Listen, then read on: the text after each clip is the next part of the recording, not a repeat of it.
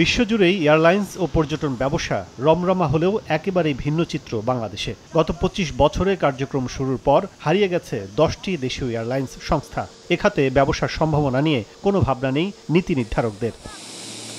দেশে অভ্যন্তরীণ পর্যটকের সংখ্যা বাড়লেও টানা যাচ্ছে না কাঙ্ক্ষিত মাত্রায় বিদেশি পর্যটক। নেপালে বছরে ১০ লাখ, শ্রীলঙ্কা ১৪ লাখ ও মালদ্বীপে বিদেশি পর্যটকের আগমন ঘটে প্রায় ১৮ লাখ। বাংলাদেশ প্রাকৃতিক সৌন্দর্যে ভরপুর হলেও নানা অব্যবস্থাপনার কারণে বিদেশি পর্যটক বান্ধব হয়ে এখনও ওঠেনি বলে মত ট্যুর অপারেটরদের।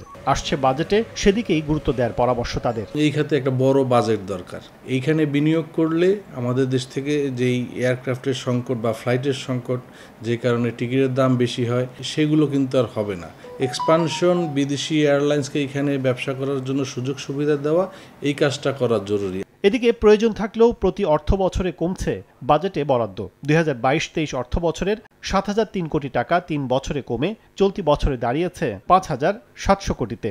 বিশেষজ্ঞরা বলছেন, সুষ্ঠু পরিকল্পনার অভাবে খরচ করতে পারে না মন্ত্রণালয়। বড় দুর্বলতা ব্র্যান্ডিংয়েও।